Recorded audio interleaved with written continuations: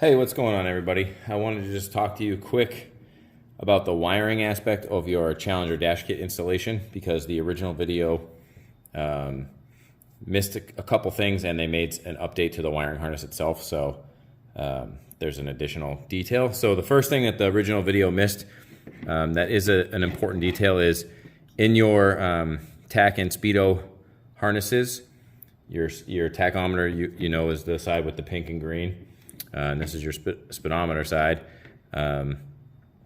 You've got both sides, you've got a twisted pair of yellow and green, solid yellow and solid green.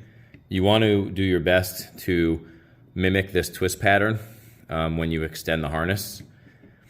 I do know a few people who have not copied that detail and it hasn't been problematic, but in the interest of trying to make things as correct as possible, we recommend that you maintain that detail. The other detail is on the newer bikes, I believe 21 and up. Your speedometer side has a sixth wire, which is the brown and white wire. So if you have an early bike and you are wondering why you have a brown and white wire in your kit that doesn't seem to go anywhere, it's because you don't need it.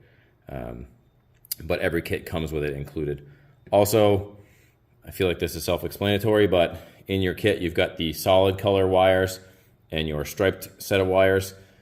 The solid wires are double the length that you need, so you have enough for each side. So basically, when you unspool this, just cut them in half, and that'll give you a set for each side, TAC and Speedo. And other than that, those are the basic wiring details.